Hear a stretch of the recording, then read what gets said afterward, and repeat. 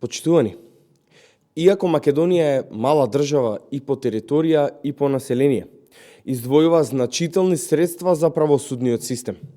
Дури 0,39% од бруто домашниот производ се дава за правосудството.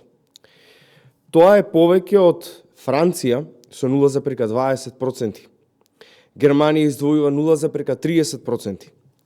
Грција 0,26%. Соседна Албанија 0,29%. Молдавија 0,35% и Грузија 0,23%. Во превод, државата вложува најмногу, а добива најмалку. Наместо независно и ефикасно судство, граѓаните гледаат бавни постапки, нерешени предмети, одложувања без основ, политички влијанија и недоверба. Судниците се претвораат во места каде што правдата се чека, но речиси никогаш не се добива.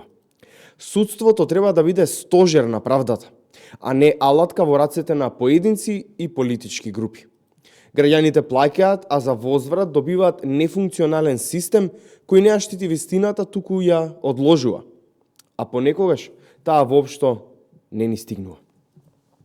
И токму затоа, иако Македонија процентуално издвојува најмногу средства од бруто домашниот производ за правосудството во регионот и Европа, судиите кои земаат и до 3 просечни плати, а некои и повеќе, сепак бараат уште. А резултати нема ниту правда, ниту квалитет, ниту реформи. Плаќаме најмногу, а добиваме најмалку. Клучното прашање е дали овие луѓе заслужуваат повисоки плати. Реформи мора да има. Ви благодарам.